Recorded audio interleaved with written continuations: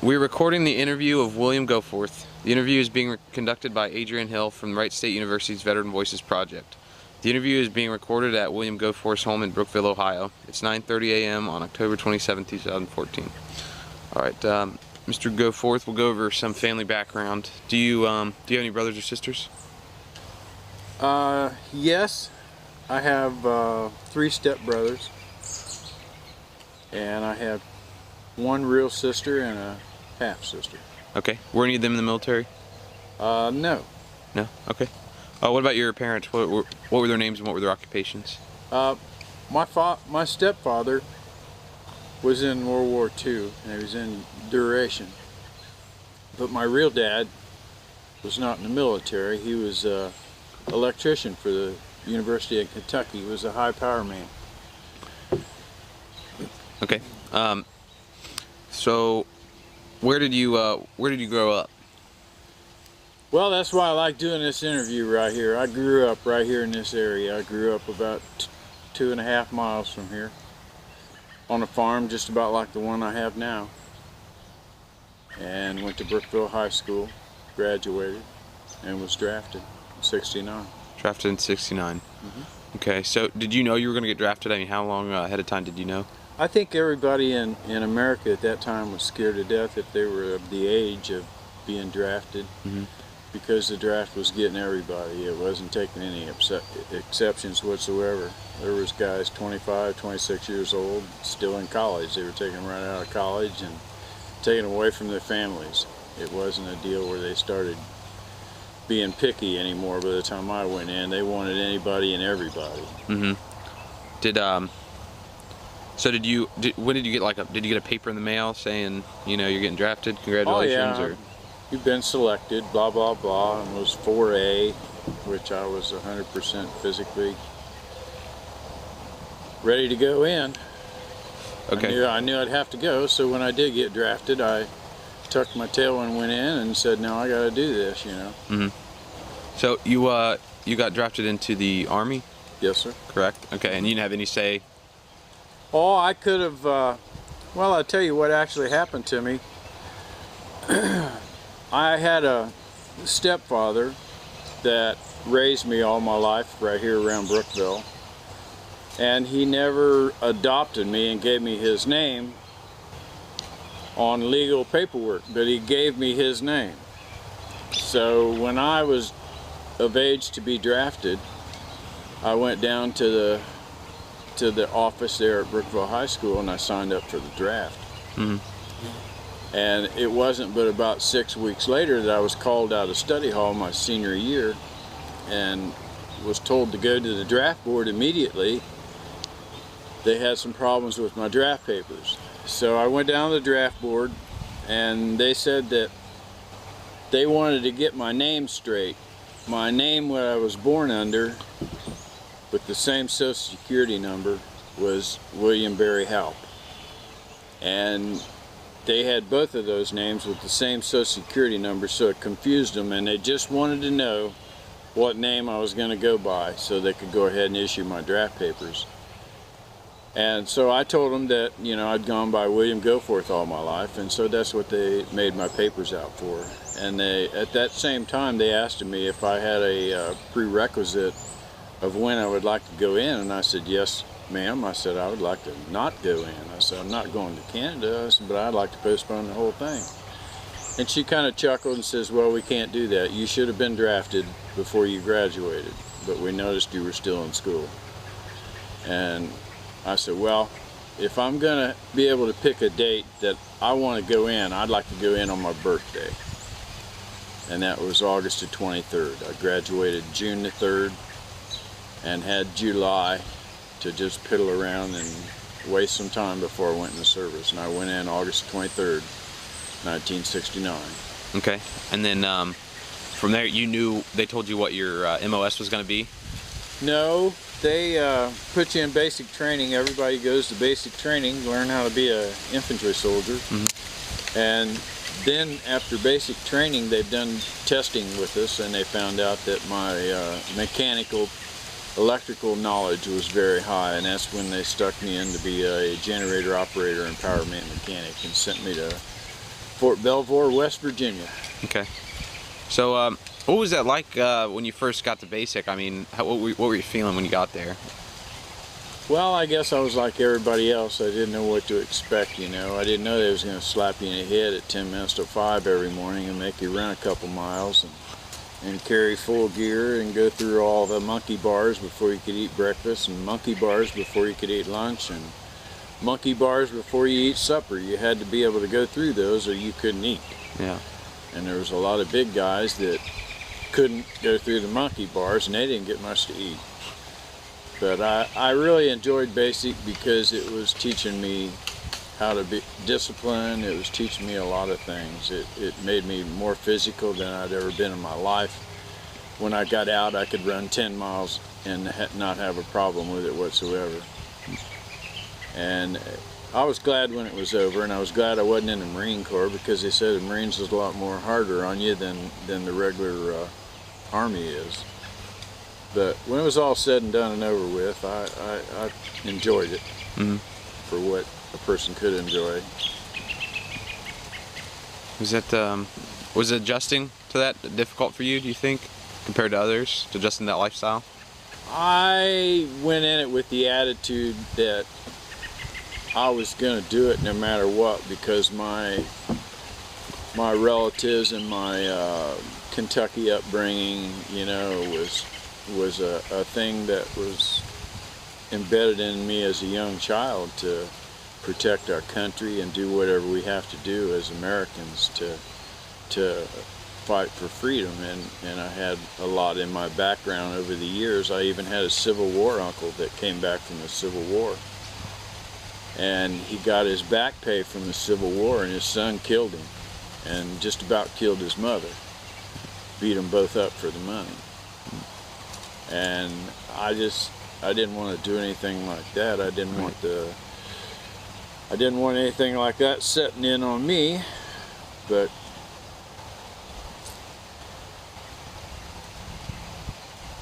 so it's pretty easy for you then with your mindset that you had? yes, it was fairly easy. The difficult part was the really physical stress that I'd never been used to, and the predicaments that I was put in under. It wasn't extreme, because I was put under extreme stress different times in my life, and this was just a practice run for any type of stress that I was put through afterwards. Yeah. So straight out of basic, then you go to your AIT? Straight out of basic, we went straight from Fort Dix, New Jersey to Fort Belvoir, Virginia in a bus. And that to me was just it wasn't a learning process. I have since been in different schools and went to Sinclair, and that to me was a very quick way to give you an MOS and not really learn a whole lot. I went through the Generator Powerman course, and they had 52 Bravo 10, they had 52 Bravo 20, and they had 52 Bravo 30. 52 Bravo 30 went all the way up to electrician and high power man.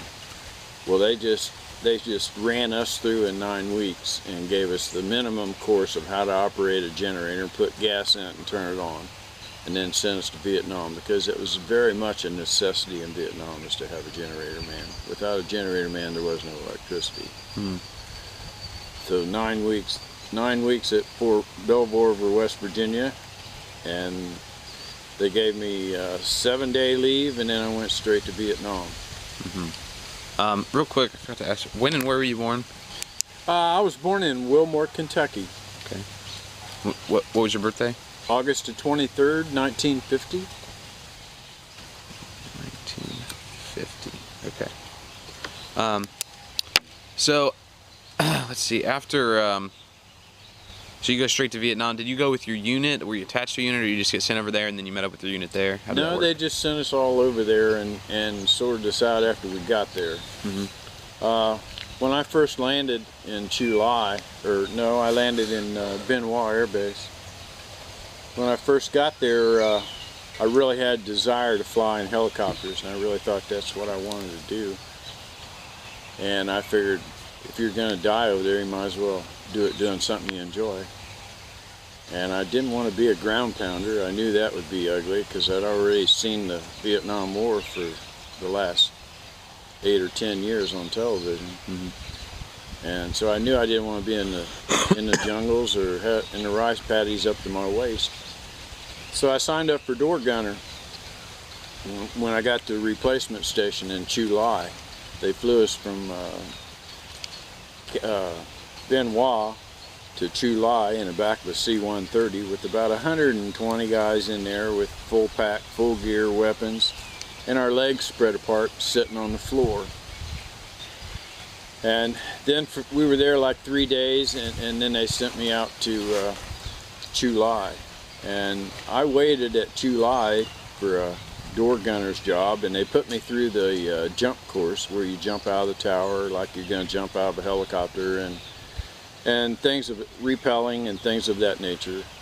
And I went through that course, and I just got tired of being there at the replacement station, not knowing where I was going or when I was going to leave or what my job was going to be. So I got tired of waiting on that, and I said, just put me on the first MOS that you can ship me out. So after, I think it was about 2 weeks maybe, they shipped me out to LZ Hawk Hill, AK number 29, to 23rd Medical Battalion, LZ Hawk Hill. And that's where I spent my whole 10 months and 27 days was on Hawk Hill. And my major MOS on Hawk Hill was generator operator, repairman, and powerman. And I did that the whole time I was there, plus many other jobs that seemed like with the last name of Goforth, they made me a Gopher. And they called me Gopher. And the ones that didn't call me Gopher called me Gof. Nobody ever called me by my first name, and nobody even knew it. But I did many jobs on LZ Hawk Hill, and once they found out I had a 1.5 and 5-ton driver's license, they had me on doing a lot of convoys. And the convoys would consist of resupply for the hospital, resupply for the mess hall. And I drove a 1.5. I was issued a 3/4 ton.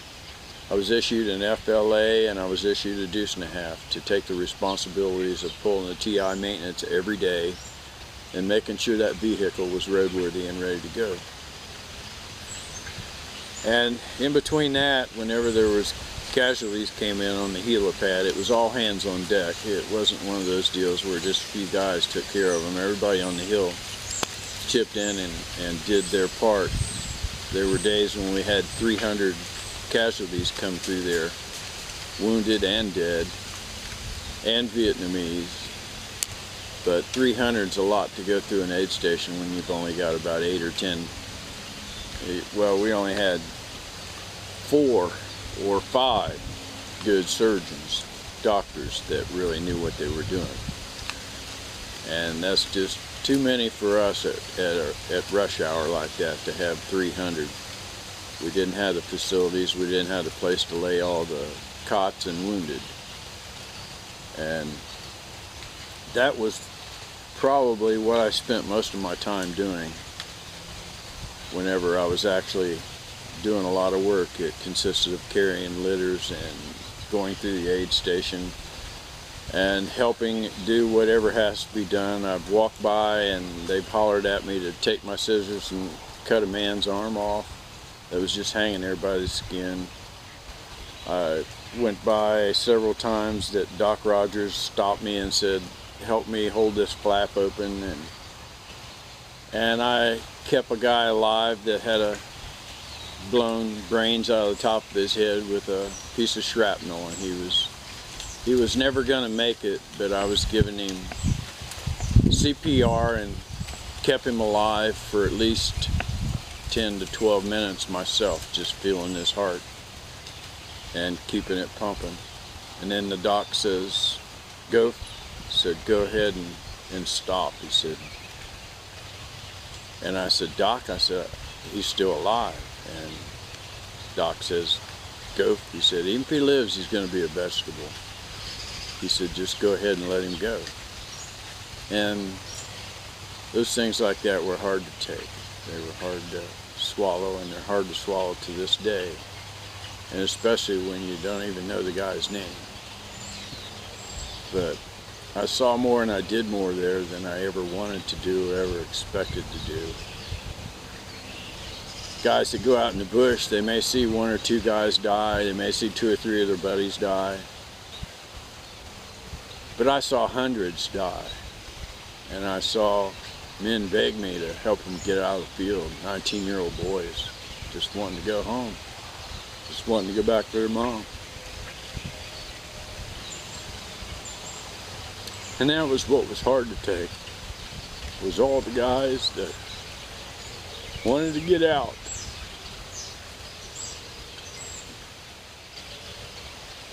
What was that experience like for you? I mean, seeing that, seeing those guys and trying to help them, and you know, you see so many. That's got to be hard on you. How does that, you know, how has that affected you?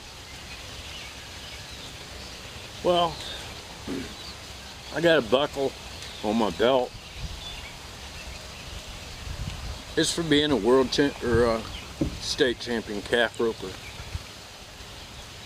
When I got home from the service, all I wanted to do was run away from the war, and I wanted to hide. I didn't want to think about it. I didn't want to talk about it. I wanted to stay occupied. I loved horses, and I had them before I went to the service. And I knew the kind of love that they could share with you. So I obligated myself to go ahead and drown myself trying to be the next world champion calf roper. I bought 2 or 3 really good expensive horses. I bought 10 or 12 head of cattle, and I practiced. I practiced every night after working 8 and 10 hours a day. I'd come home and rope before I'd go to bed. I did that for 3 to 4 to 5, 6 months in a row till I started getting good to where I thought I was really picking it up, and it was definitely pacifying my time because I was filling every moment of every day to do it. And I started too late in life probably, but it was one of those things that I wanted to do. If I'd have been 15 years old and had a dad that had a lot of money that could have had the horses saddled when I got off the school bus, and would have knew a little more about calf roping than my father did, and my father really didn't know anything about it. He just kind of taught me how to ride when I was a kid. But I just foundered myself with those kind of hard work efforts, and they paid off for me.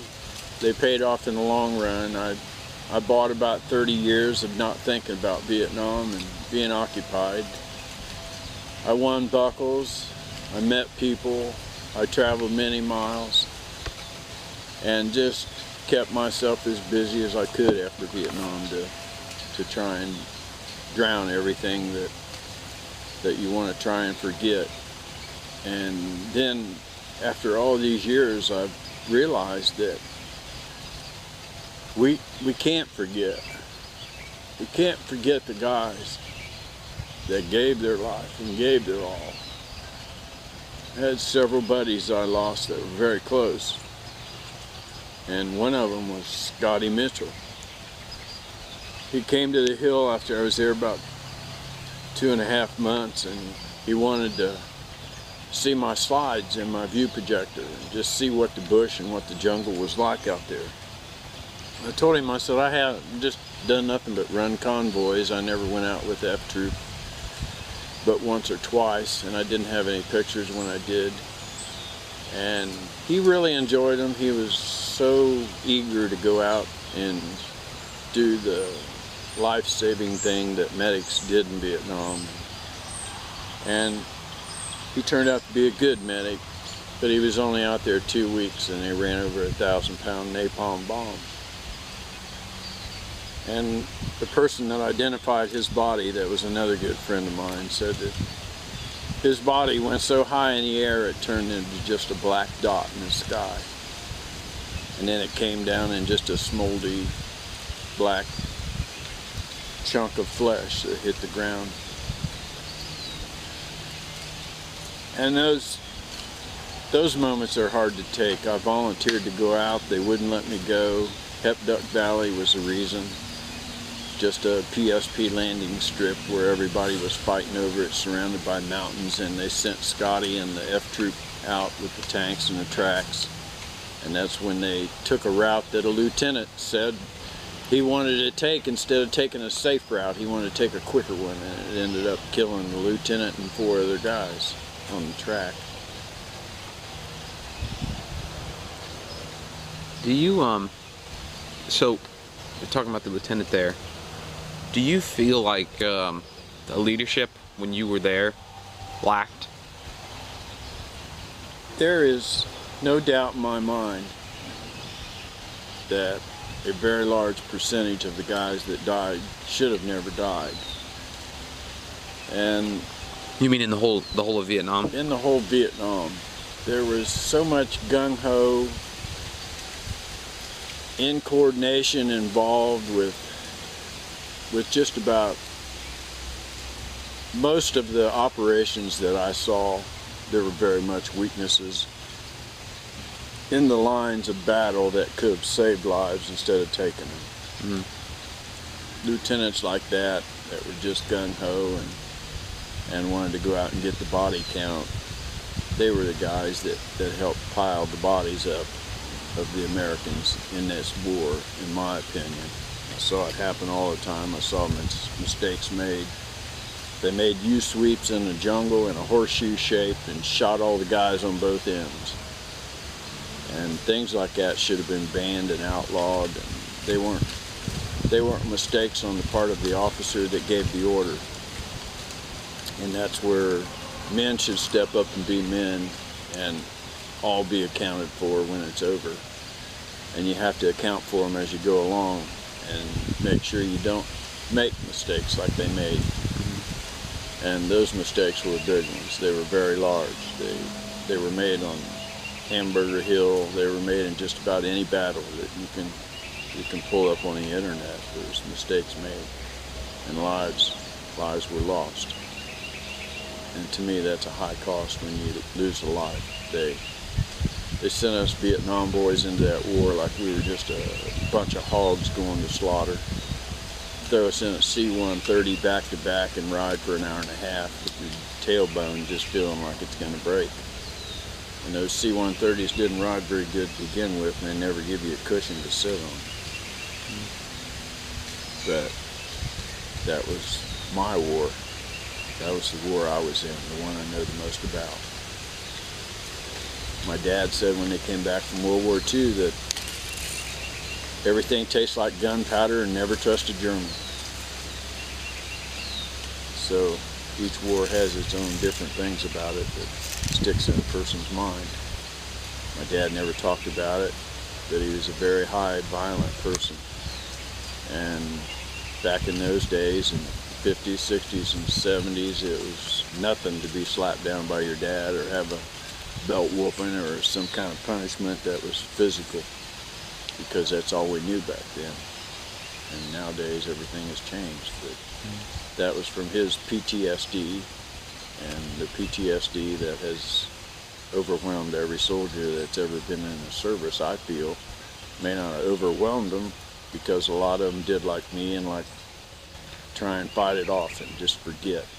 But yet inside you're still building up with pressure. You're still just full of it, just waiting for an explosion. And I know for a fact Vietnam made me that way, because of the aggravation of not being able to kill, the aggravation of seeing so many guys die all around me every day, day in, day out. It just builds up inside of you to the point you want to explode, you want to do something to get rid of it, and you can't.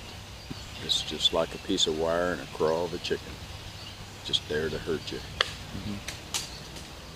Okay. So did you ever actually, I know that you had a lot of experience, with guys, helping them and stuff like that, as far as the medical side of it.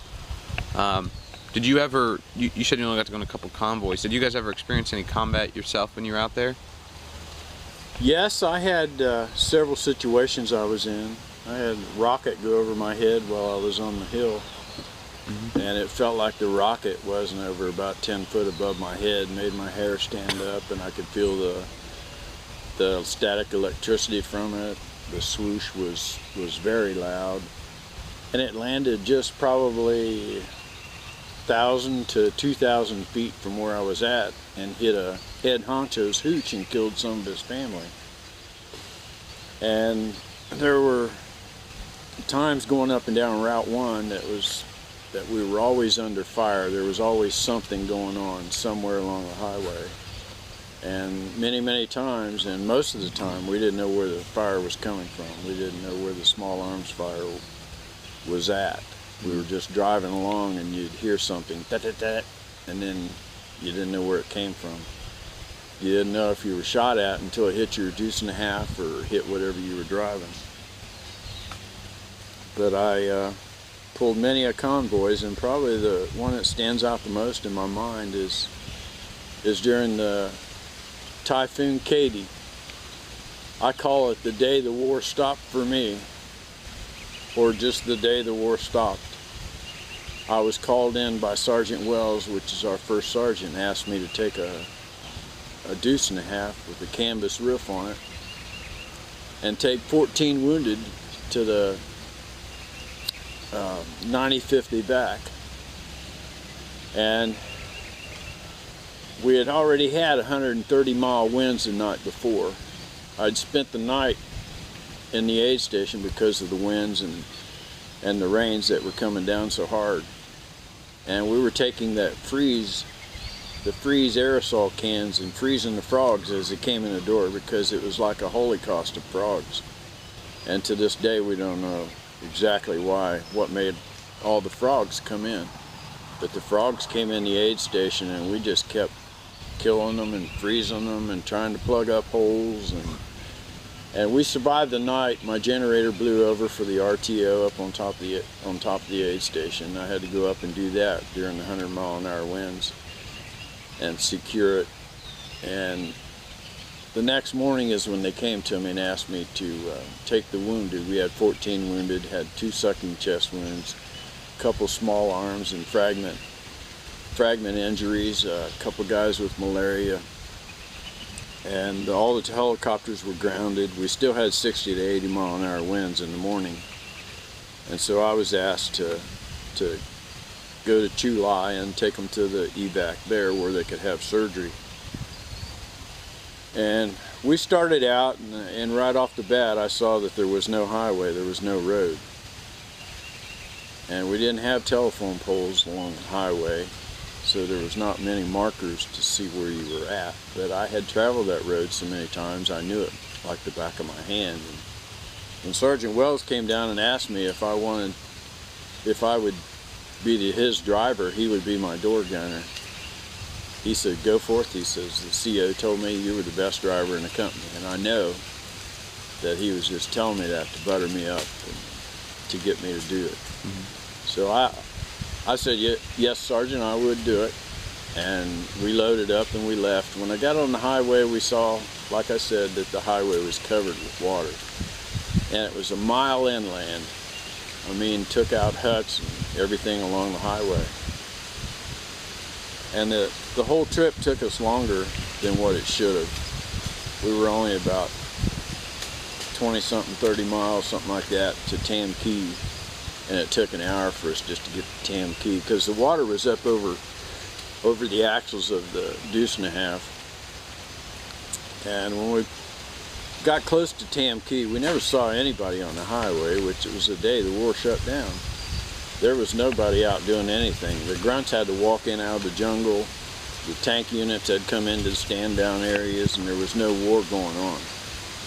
And when we got close to Tam Key, we started hearing gunfire. And it wasn't just one gun, it was 3, 4, 5, 6 guns. And they all sound like AKs.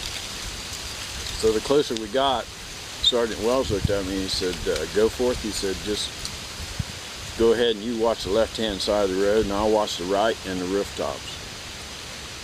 And as we got closer, we saw that there was about 6 or 7 or 10 Vietnamese up on top of the roof. And little did we know they were just shooting those guns off because they were glad to see somebody. They were wanting somebody to save them, and they were hoping we'd see them. So we drove on through. We had wounded and we couldn't stop. And we went on to July, and I believe it's 51st Evac was the name of the medical outfit in July. And we took the wounded there, and we got a nice meal, and everybody said, "How in the world did you guys come all the way from Rocket City?"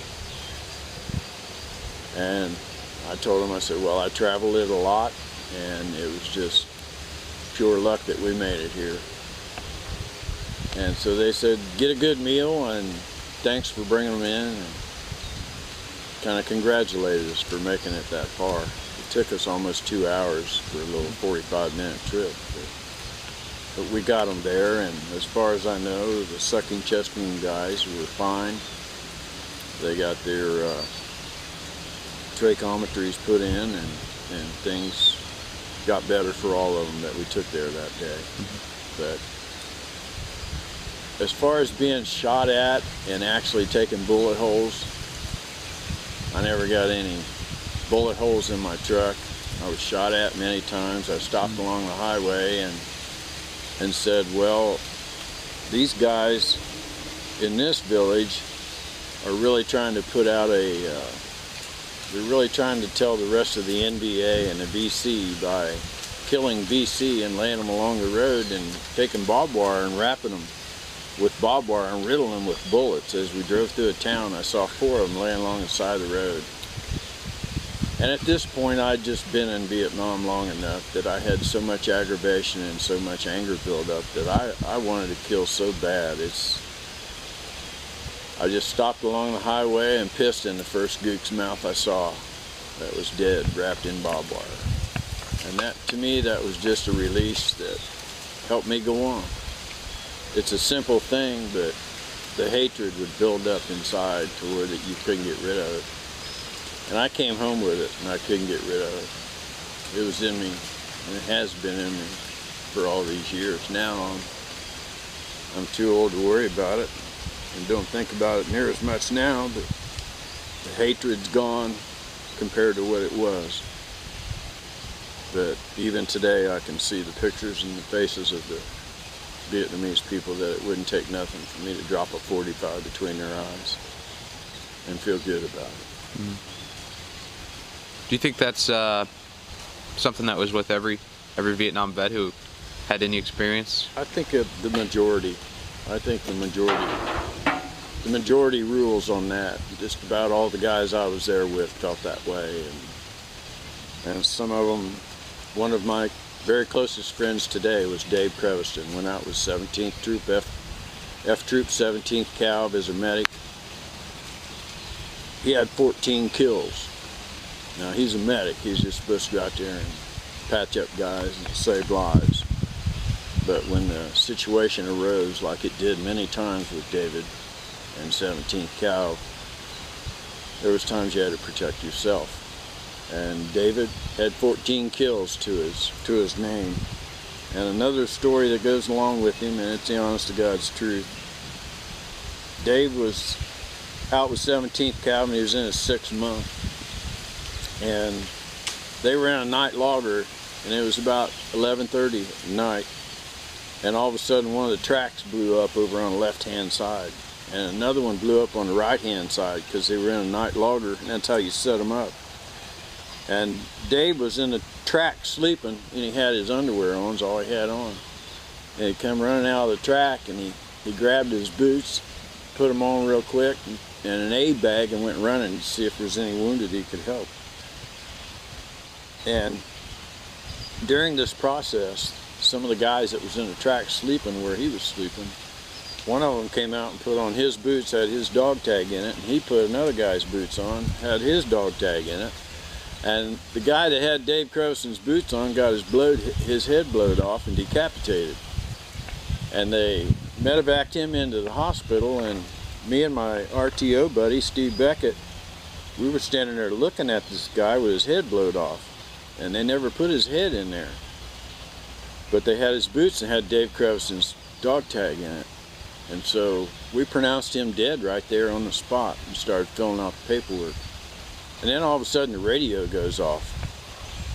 And it was Dave Creviston, because everybody has a call sign. And it was Dave Creviston's call sign. And so we answered the call sign, and Steve says, "Creviston, is that you?" Creviston says, "Yes, that's me." He said, he gave the name of the guy that had his boots on. And he explained to us what had happened then.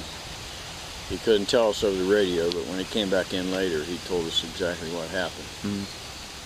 But those are the heroes that helped us win the war, and we won it. There's no doubt in my mind we won it. We had it won 1,000,000 times.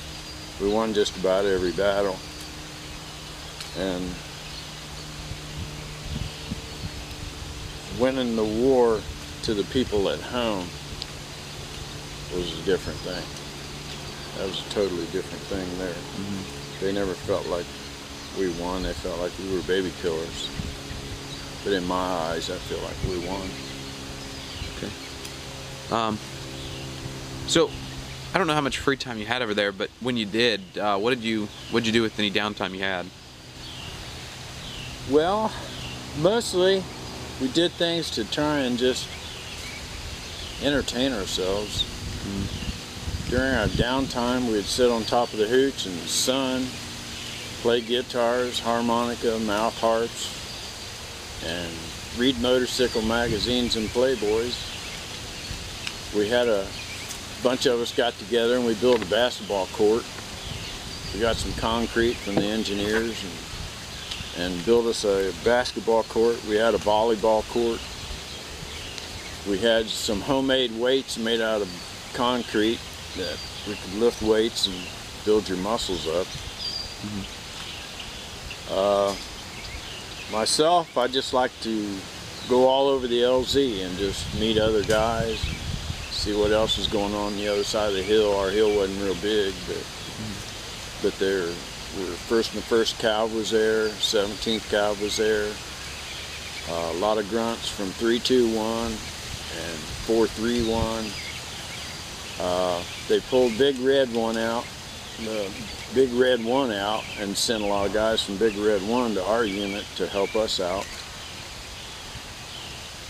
And that to me was pretty much all I ever got to do. I'd just go around and shoot the bull. We had an EM club. We finally built an EM club, and in the evenings a lot of guys would go there, and we stole a pool table from the Marines and put it in our EM club.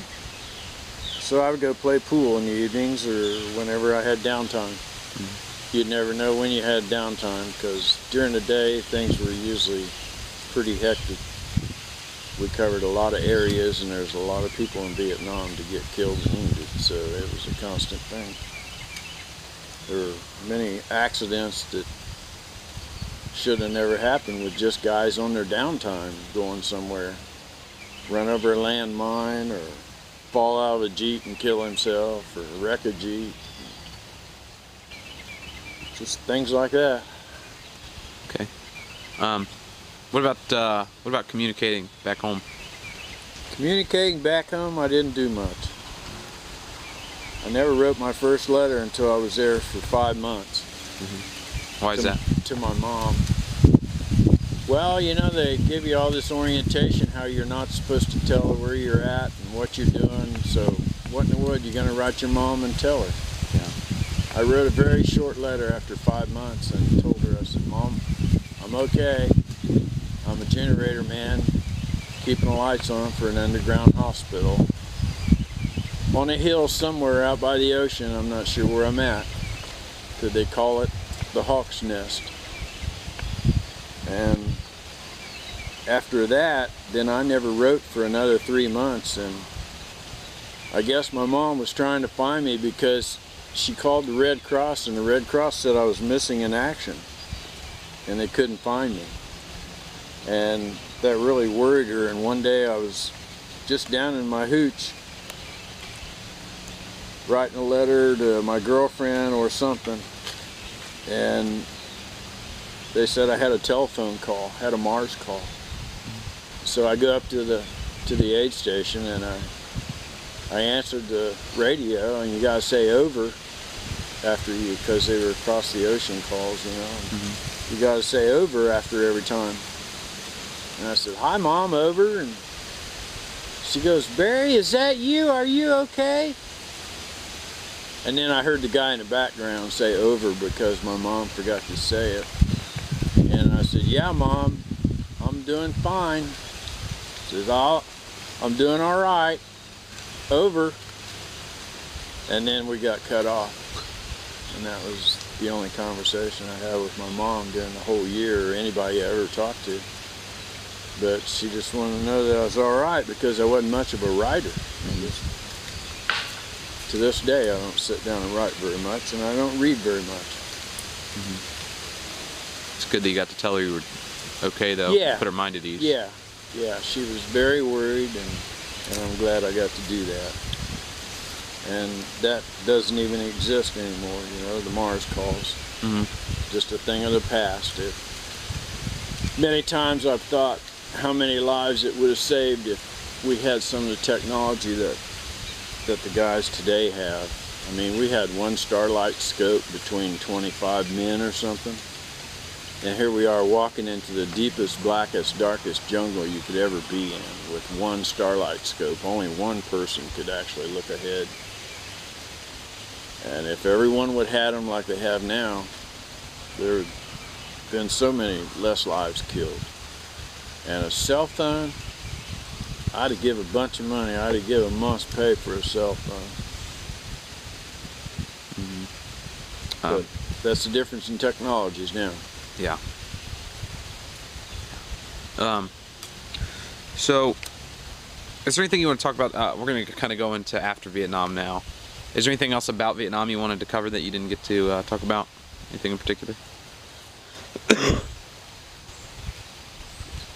Well, I didn't talk about my cat, but there wasn't a whole lot to say about it. They brought me my hooch maid brought me a kitty, and it was real little. And I had it about 3 months, and it got pretty good size. And she took it home and ate it. So that was the end of my cat. Your hooch maid, who is that? Her name was Long. That's Vietnamese for Linda. But my hooch maid, she'd wash my clothes, shine my boots, clean my room, make my bed every day, and just spent 8 hours on the hill. And it cost us, I think it was like $7 a month to have the hooch maids do our laundry and our clothes and clean everything. Is that your paycheck? Yeah, okay. Yeah, it came out of our paycheck. Okay. So she got it for you and then brought it home and ate it? Yeah, she took it home and ate it. It's a delicacy over there. Yeah. All right. So how did you? Let's talk about how'd you get home? What was it? Can you go through that for me? Well, coming home was a real experience for sure. I got a 32-day drop. When I was coming home, if you had 6 months left to do in the Army and you were leaving Vietnam, you would get out of the Army automatically, ETS. But if you had 7 months left in the Army, you had to extend for 1 month in Vietnam to get out early. And I put in for when I was coming home, I put in for an extension of, I still had 8 months left to do in the Army, so I extended for 2.5 months or something. And they turned my extension down, and instead of extending me, they gave me a 32-day drop. So I got to come home early when nobody knew I was coming home. And again, on the plane coming home, we hit a typhoon off the coast of Seattle somewhere, and we were dropping 5,000 and 6,000 feet at a time in just air pockets, and it was unreal, the rough ride home. And that was the very first steak that I had had in a whole year, was the one I ate on the plane, and that dropping sensation upset my stomach, and I had to put it in one of them barf bags, so I never got to enjoy my steak. And it took forever to clear Seattle and get new uniforms, but probably the biggest thing to me when I came home was landing in Seattle. I picked up a newspaper in Okinawa while we were getting refueled. And on the front page of the newspaper, there was a 59-year-old woman walked up to the very first guy that got off the plane that day, shot the first GI off the plane. It just landed and came from Vietnam, bringing the soldiers home. Shot and killed him. And her reason behind it was that she had lost her son. And she said, "I will take another mother's son." And she did. And that's just part of the stress that it put on all the mothers during that time. And needless to say, when I landed in Seattle, I was the last one off the plane. I wasn't first, I wasn't in the middle. I was the last person off the plane in Seattle. Why's that? Well, she had just shot a guy the day before. There could be another mother out there wanting to take another Vietnam guy, so I just made sure I was the last person off the plane. Yeah. And we cleared Seattle Army base.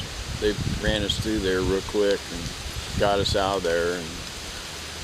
And then I went to the airport and got my ticket. Had to wait 3 or 4 hours before I could fly out. Flew out, came straight home and never told Mom and Dad I was coming or nothing. Then I had a high school buddy pick me up at the airport and bring me to my Mom and Dad's house. So there wasn't nobody there, you know, wasn't no band playing, wasn't no welcome home. And actually, the welcome home wasn't what I was looking for anyway. It didn't matter to me. I felt like I'd done my job and had spent my time in hell, and now I'm out. Now I'm home. So I really wasn't expecting anything like that anyway, and none of us ever got it, you know. And nowadays we've raised enough hell about the way that they treated us that the soldiers do get welcome home now, and I try and do my best whenever I see one coming or going or just in the basic training. I'll shake his hand, thank him for his service. And I make it a point to do that. If I see a World War II guy, I'll buy his dinner, and I won't let him know where it came from. I'll just pay for it and leave. And I've had a lot of people welcome me home. But probably the 15 years after I was home, I'd been rodeoing real hard and heavy and been traveling 9 states and had 5 different rodeo cards in my pocket, and I went to Cheyenne, Wyoming. And I walked into one of the convention centers, and there was a guy there in a wheelchair with no legs. And there was a guy with a beard and long hair standing beside of him, and the booth said Vietnam Veterans Against the War. And I pulled up there, just walked up there with my wife and started looking at the t-shirts, because I wanted to buy one of the black t-shirts that said Vietnam Vets Against the War, because they had helped me 15 years earlier. When I came home from Vietnam, I was employed at McCall's Magazine Corporation, and while you're gone in the military service, your time is supposed to go on. Well, I put in for my 2 weeks vacation, and they said I didn't have any. And I said, "No, I think you're wrong. If you check my files, you'll see that I've got 2 years accumulated." And they said, "No, you don't," and laid me off. Well, I called the Vietnam Veterans Against the War, and they got their lawyer to file suit against McCall's Magazine Corporation, and it wasn't but a week or 2 later, and McCall's Magazine Corporation called me and said I had 2 weeks vacation, come in and get my money. So I was familiar a little bit with what the activity of the Vietnam Vets Against the War was about. And I know Jim Carrey was a leader in it. But The guy in a wheelchair rolled out around the corner and he came up to me and he says, "Were you in the service?" And I go, "Yes, sir, I was in the Army." He said, "Was you in Vietnam?" And I go, "Yes, sir, LZ Hawk Hill, AK number 29. He said, "Welcome home, brother." And he just reached out to hug me in his wheelchair. And I just started crying profusely. And it took me a long time to figure out why I was crying, but I never had that happen to me before, and that was the day that my war caught up with me. And the thoughts of everything that happened to me just flashed before my eyes, seeing that man in a wheelchair with no legs. And it was his brother beside him. And he had been in war too and was shot. He was in Vietnam. So that was an experience for me right there afterwards. And it was a painful one. Was that kind of you think the beginning though of your recovering from I think that? That was the beginning of my recovery, of coming out and realizing and facing and fighting all the demons and the hell that went with the war I was in. It just all came before me. I lost 2 high school buddies, Tom Herkins, my football hero, Joe Helsley, hot rod freak. They both died of small arms fire. Tom was on bridge 14, 1:30 in the morning. Him and 2 other guys were sent there to guard the bridge, not let the NBA across. And a whole platoon wanted to cross. 1:30 in the morning at night. Tom carried a 30 cal machine gun. The other 2 guys had M16s. The fight lasted about 2.5 minutes, and then Tom's 30 cal machine gun was silenced, and there was no more battle. And this was recorded by another man that was in the same unit as Tom, and he was guarding bridge number 14. They were about a mile apart, 13, 14, and 15. And that was their job every night, was to go out there and guard those bridges. And part of the things I feel inside is the fear that man felt. Because I can relate to that. Being on guard duty, being in a frontline ambulance and being shot at and wondering where it was coming from, wondering if the next one was going to take my head off. But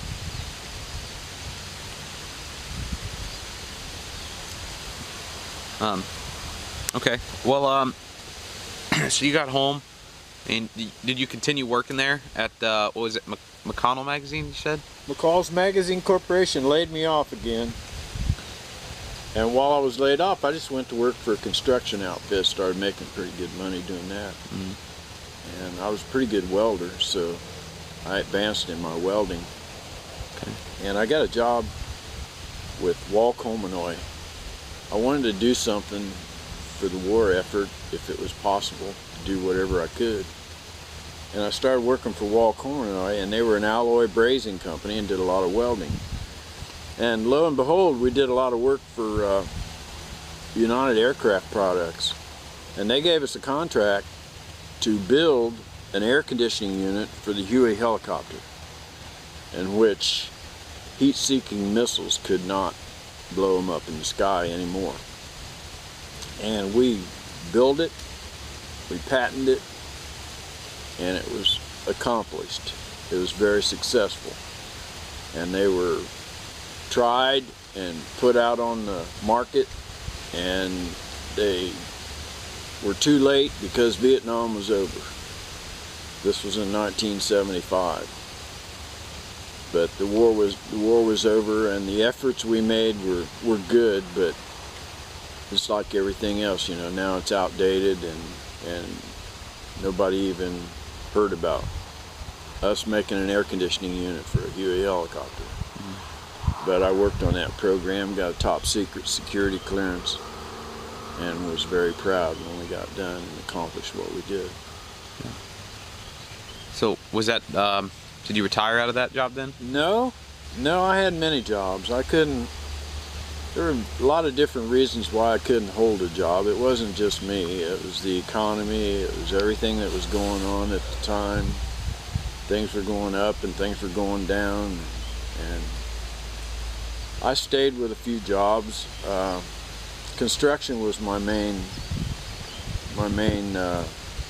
income in life, because I was out in the field. I was be by myself a lot of times, welding pressure pipe. I even went to Beaumont, Texas and built offshore drilling rigs as a welder. I went to Indiana in the coal mines and was a maintenance welder, weld equipment back together. So I had a lot of various different jobs, but at the same time I'd been a cowboy since I was a kid, and that was all I ever wanted to be, was just a cowboy. And I learned at a young age how to train horses, buck them out, and do all the safety things where I wouldn't get killed.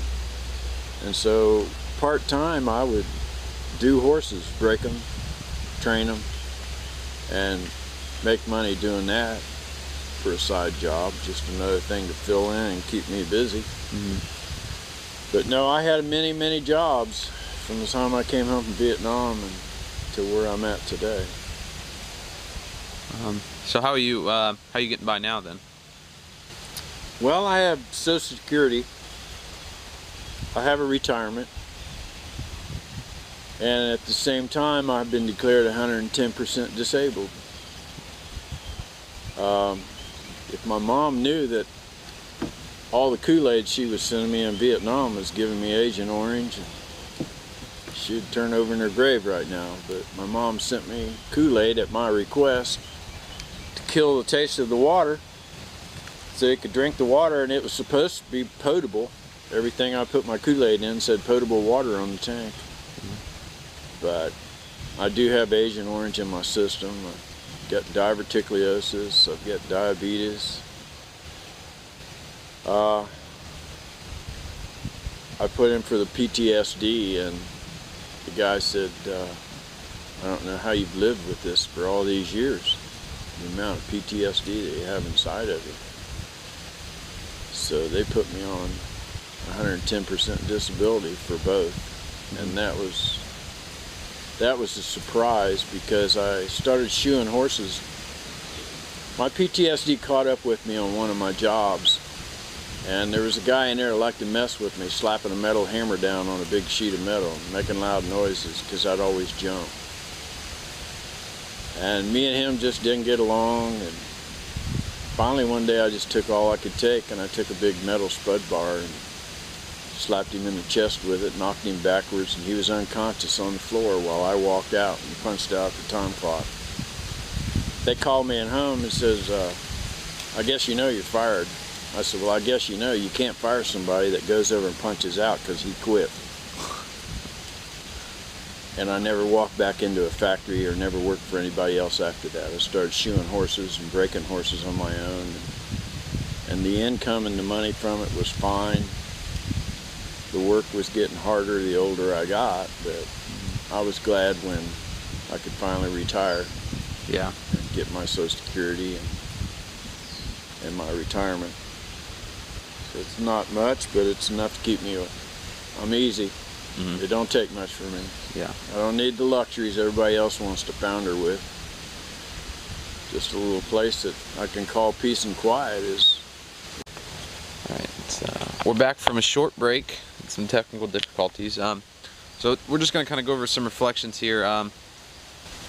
So how do you think your experience in the military and all that, your experience in Vietnam has shaped your life?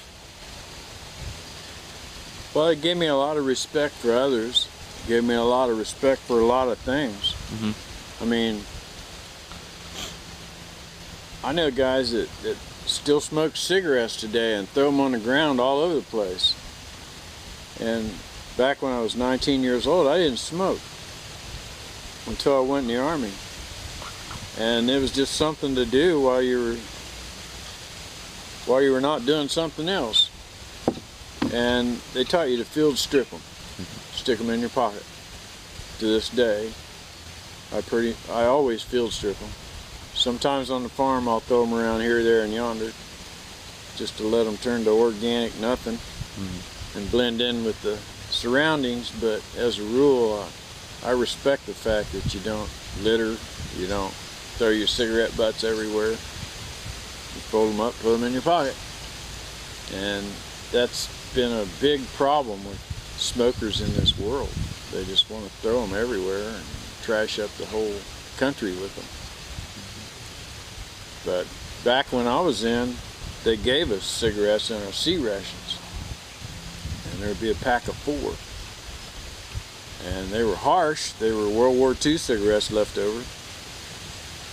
But that's where I started smoking, because they were free. And when I got out of the Army, they were 23 cents in Mexico. But look what they are today. You know, a good $6 pack for cigarettes. Yeah. Okay. So what about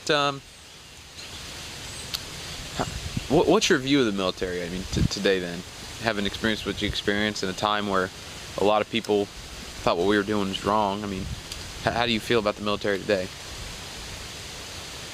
Well, my son, all my sons, 2 I have.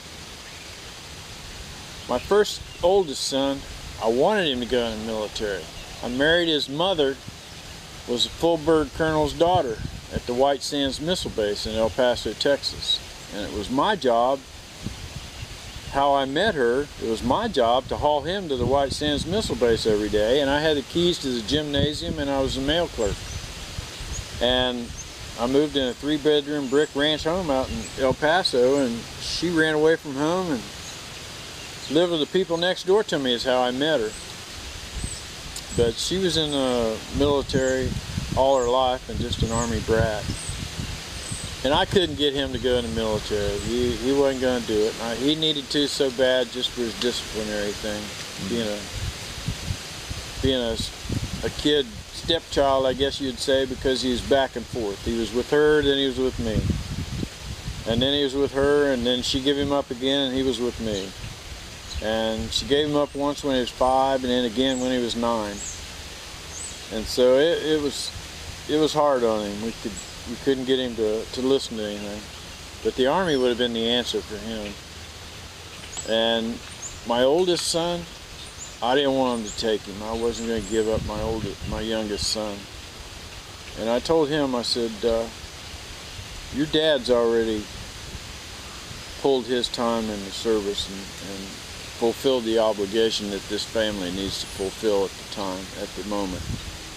I said, don't worry about being obligated, thinking you got to go in and do what your dad did, because it's not that kind of an America now.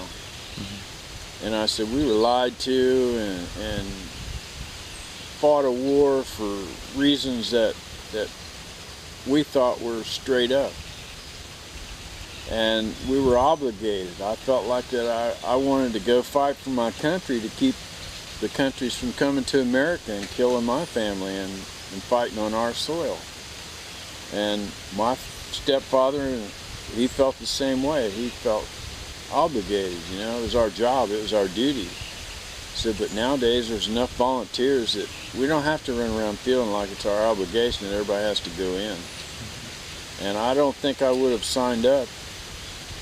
I know I wouldn't have signed up back in 1969 when I was drafted if they hadn't drafted me. Not that I didn't want to serve my country, but nobody wants to die, and that was where they were sending us. They were all sending us to Death Valley. And so I really told all my kids that they didn't have to worry about fulfilling any obligation.